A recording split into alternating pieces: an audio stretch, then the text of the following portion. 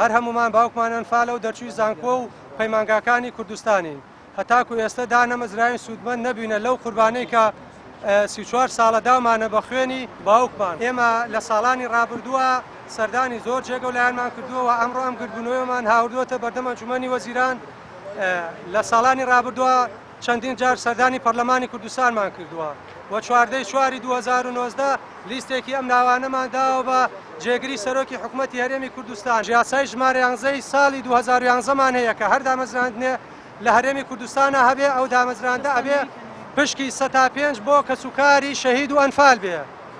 و سەردانی دکتۆر جوتیار لە ڕۆژی پێنجشەمە ئەوەی بە ئێمە وت کە داوای لێبوردنەکەم ناتوانین هیچتان بۆ بکەین ئەمە لە ڕێگەی نووسینگەکەیەوە. باوکم ئەنفالە، مامم ئەنفالە، سێ خاڵم ئەنفالە، کەس و کار یعنی زاوای باوکو خزم هەمووی ئەنفالە، هەر هەمووی ئەنفالە. لە 2014 بە کالێرۆسم تەواو کردووە و هەروەها ماسەرمش تەواو کردووە لە ناوەوەی کوردستان، شەهادەی ئینگلیزی، ئەو شتانە هەمووم هەیە هەتاوەکو ئێستادا نەمەزراوین. تەنانەت بۆ کرێکاریش بە شەهادەی ماستەرەوە من چوومە بۆ کرێکاری بە واستە چوومە بۆ کۆمپانیا بە شەهادەی ماستەرەوە بە واستە.